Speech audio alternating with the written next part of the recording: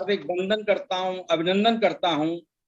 आपका मानना है कि सब सुखी रहें, सब निरोग रहें, सब भाई भाई की दृष्टि से देखें, किसी को कोई दुख ना हो। तो ऐसे हमारे परम तपस्वी महामंडलेश्वर स्वामी शिव प्रेमानंद जी महाराज से अनुरोध है कि कृपया हम लोगों को अपना आशीर्वाद देने की कृपा करें।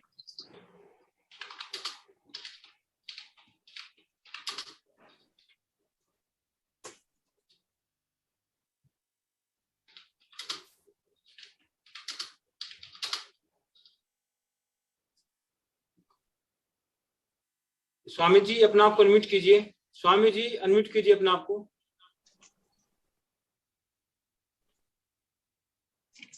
हो गए अनम्यूट। हाँ जी, अब आ रही है आवाज? आ रही है महाराज जी, आ रही है। अब आवाज आ रही है? आ रही है।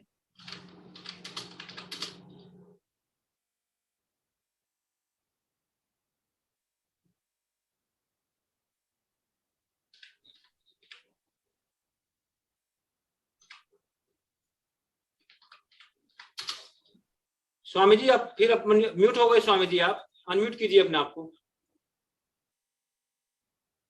बीच में फोन आ गया।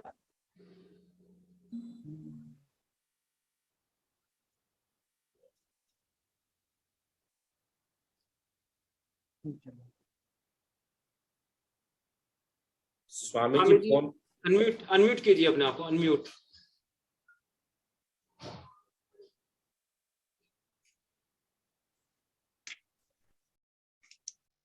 अब आ रही है बात? आ गई स्वामी जी, आ गई। राष्ट्रीय परशुराम परिषद द्वारा आयोजित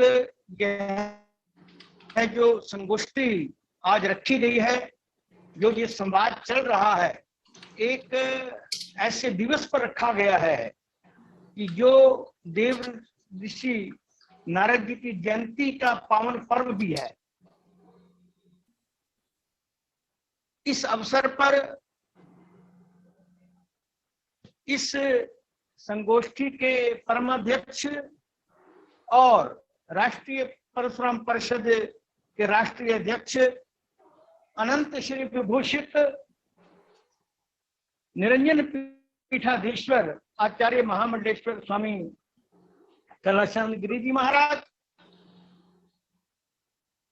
और हमारे साथ भारत सरकार के जो मंत्री अश्विनी चौबे जी भी जुड़े, उत्तर प्रदेश से अभी ब्रजेश पाठक जी, और इस सभा के संरक्षक और संस्थापक जो निरंतर इसमें बड़ी लगनता के साथ हर एक विषय की गहराई में जाकर के जो चिंतन करते हैं, आदरणीय पंडित सुनील भराला जी।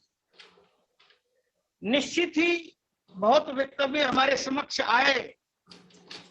काशी विश्वनाथ मंदिर न्यास परिषद के जो पूर्व अध्यक्ष, जिनकी ओजस्वी और तेजस्वी, जो अपनी निरंतर सतत साधना में लीन रह करके जिन्होंने अपनी वैदिक भारतीय संस्कृति का संरक्षण और संवर्धन किया है, ऐसे आचार्य हरिहर कृपालु जी जो अपना संबोधन भी दे रहे थे, और मैं और भी सारे संबोधन सुन रहा था।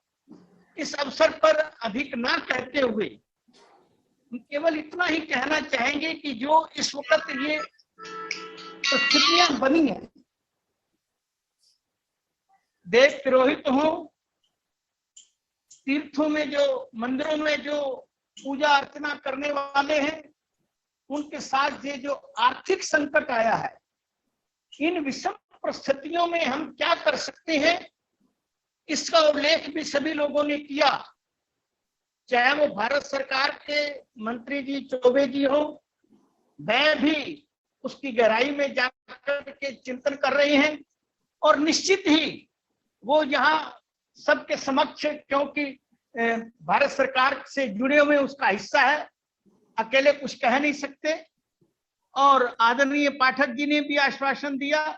निश्चित ही मैं तो परम पिता परमात्मा से यही प्रार्थना करता हूं कि नारद जी जहां पर भागवत पुराण में आता है नारदा देव दर्शनाथ, वह उस भगवान का दर्शन कराते हैं। और इस मीटिंग के माध्यम से मैं समझता हूं कि ये जो पदाधिकारी गण हमारे बीच में हैं और जो इसका ये संचालन कर रहे हैं, ये खुद भी बहुत अच्छी सूझबूझ वाले देवदत्त शर्मा जी IAS ऑफिसर रहे हैं। एक ऐसा निर्णय लेंगे कि जन जन तक नारद जयंती के इस अवसर पर जैसे उन्होंने वो हर एक को दर्शन कराया, संदेश दिया, जो उन्होंने एक सूत्र दिया, और आज भी हम देखते हैं कि हर एक के भाव में किसी के प्रति कोई लगाव हो, कोई प्रेम हो, किसी मन की गहराई में उतरना हो, तो हमारे को वो देखना पड़ता है कि हम भक्ति सूत्र में जाएं, और वो सूत्र हमारे को नारद जी ने दिए हैं।